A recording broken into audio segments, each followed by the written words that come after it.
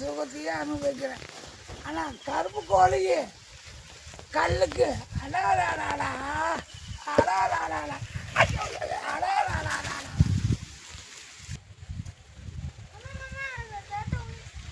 அப்படியா போய் தூங்கு.